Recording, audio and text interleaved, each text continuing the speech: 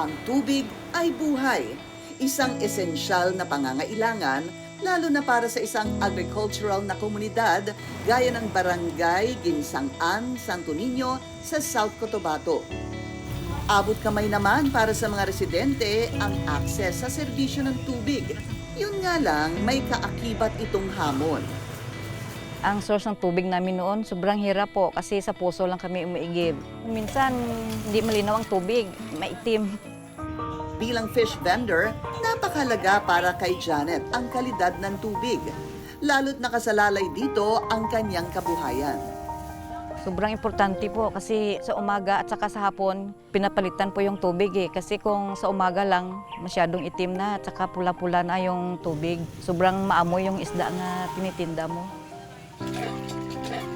Dahil karamihan sa mga residente ay umaasa lamang sa poso para makakuha ng tubig sa pang-araw-araw, itinatag ng lokal na pamahalaan ang BAWASA o Barangay Water System Association para masolusyonan at mapabuti ang serbisyo ng tubig sa lugar. Pumasok ang BAWASA sa request namin doon sa aming mahal na gobernador. Ang source ng tubig dati dito, bumba. Pero daw hindi isip ang bumba kasi mababaw lang. 12 feet lang. Kung magsubra ka, may tina na yung tubig.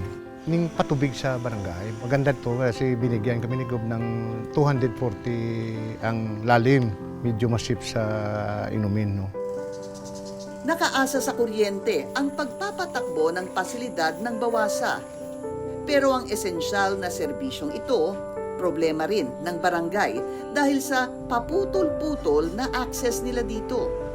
Pag kuryente mo wala talaga silang tubig kasi wala na silang makukunan. Bagay na nagbibigay pasakit para kay Melanie at sa kanyang negosyo. Nagsiserve po kami dito ng batchoy, halo-halo, at saka yung mga short orders. Pag once na magba-run out dito, buong barangay walang tubig. So gagamit na naman ulit kami ng puso. Pag nagluluto kasi talagang tubig yung number one na need dyan, tubig. So minsan talaga hindi na akong tumatanggap. Sabi ko, run out. Wala kang income for the whole day. Para sa hog raiser na si RJ, malaking aberya ang kawalan ng tuloy-tuloy na akses sa tubig. Importante gid ang pagsagop sa tubig kay para malimpyuhan gid na kung termi ang ako nga tangkal ay kung hindi ko malimpyuhan mangamoy man sa kaya dapat gid malinisan araw-araw. Yung dati na wala pang bawasa, siyempre araw-araw nag-igib ka ng tubig papunta dun sa tangkal ng baboy. Kung mga pulo gid na kamitros ang malakat, magbitbit sa balde. Naglima ako nakabalik para mapuno lang tong tab. Hindi lang ang pagiging produktibo ng mga residente ng Barangay Ginsangan ang apektado ng kawalan ng tubig at kuryente. Damay din ang kanilang pang-araw-araw na pangangailangan at gawain. 8 to 6 p.m., minsan 8 to 5 p.m. Talaga wala kaming tubig. So dapat maaga kang gigising, mag-iipon ka ng tubig para pangligo, panggamit nyo. Naawa naman ako sa mga bata na sila ang mag-igib, kaya ako na lang ang nag-iigib. Kaya hanggang ngayon po, yung right hand ko po ang sakit ng ano ko dito po. Kung minsan naghahanap na lang ako ng mabayaran para mag-igib lang, para mag-stock ng tubig. Kaya naman hindi huminto ang sangguniang barangay sa paghahanap ng sagot sa danas ng komunidad. Naghanap ng maaasahang katuwang para mas mapabuti palalo ang mga esensyal na serbisyo para sa mga residente. Bigay kami ng request doon sa munisipyo. Mabuti tinulungan din kami ng LGU na mapaabot sa One Meralco ang aming problema. Bagay na kaagad inaksyonan ng foundation ng pinakamalaking power distribution company ng bansa na may butihing misyon na palakasin ang pagiging produktibo at pataasin ang antas ng buhay ng mga kapartner na komunidad sa tulong ng kanilang electrification program. Water access very fundamental as electricity. And yet, kailangan mo ng electricity para makapunta ang tubig sa mga komunidad. Nananatili naman yung mission ng OMF. Yun talaga yung mabigyan ng access to energy or access to electrification yung mga kababayan natin na talagang hirap magkaroon ng kanilang sariling access sa kuryente dahil alam nyo naman yung bansa natin, archipelagic, malalayong mga isla, malalayong mga komunidad. We're very clear with what we want to happen. Our impact must be in the productivity of our people through electrification.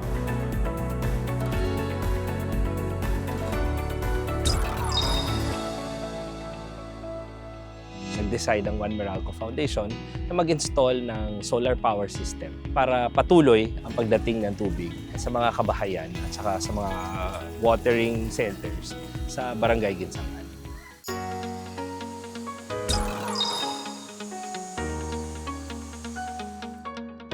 Bilang corporate social impact arm ng pinakamalaking power distribution company sa bansa, misyon ng Butihing Foundation na ito na bigyang access ng kuryente ang mga last mile communities o mga komunidad na malalayo sa mga power grid gamit ang solar energy. Ito yung pinaka-foundation ng productivity sa tingin ko sa isang pamilya, di ba?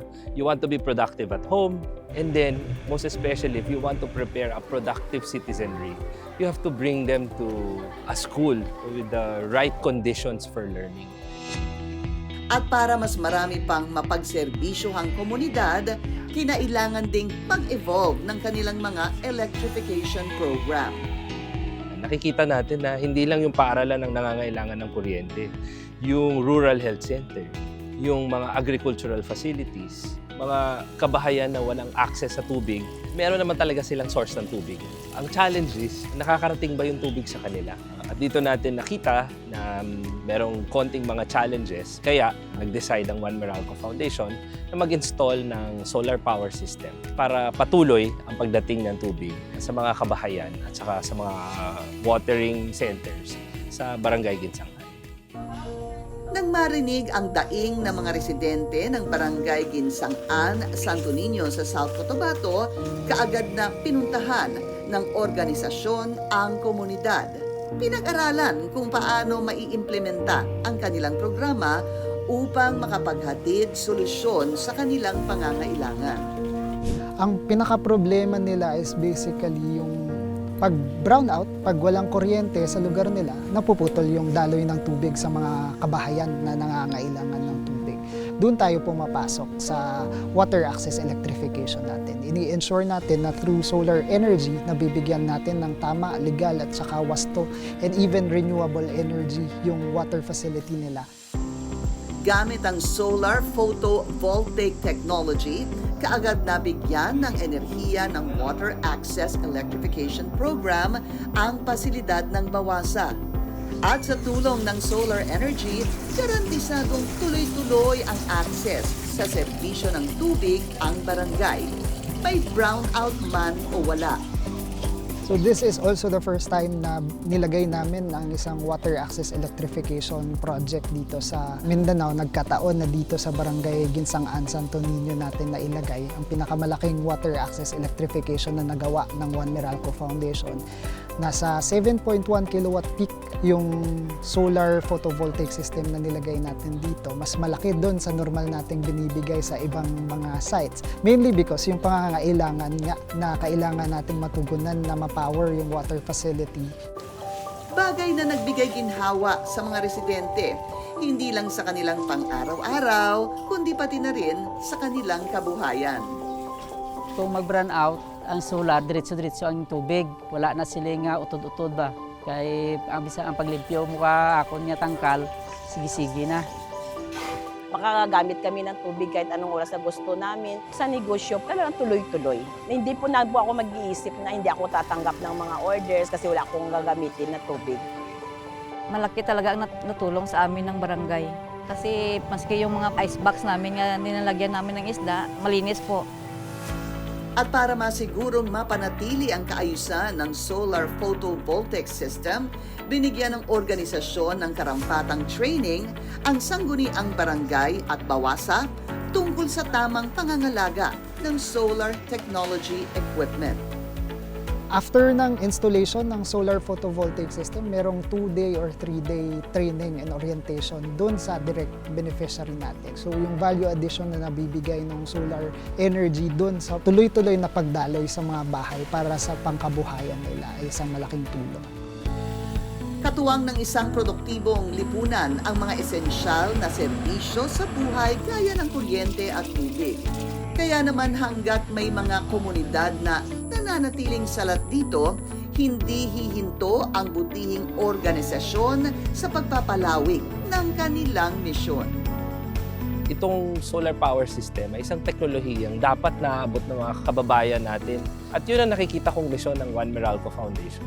Yun, to make these technologies available not only for those who can afford it, but most importantly, for people who have this fundamental challenge of electricity access. At dahil dyan, sa tingin ko marami pa tayong kailangang i-energize sa bansang ito. Ngayon tuloy-tuloy ang kanilang mga income. Masaya bilang isang barangay captain na natutuwa ako na umaangat ang buhay nila. Thank you One Meralco sa tulong sa Barangay Ginsangan. Hanggat merong resources na available at maraming tumutulong din sa One Meralco Foundation, yung mga nakikiisa dito sa vision ng One Meralco Foundation na there will be no Filipino family left in the dark. Sa tingin ko, hindi problema kung kahit gaano pa kalaki ang kinakailangang ma-energize para maging produktibo ang buhay ng ating mga kababayan.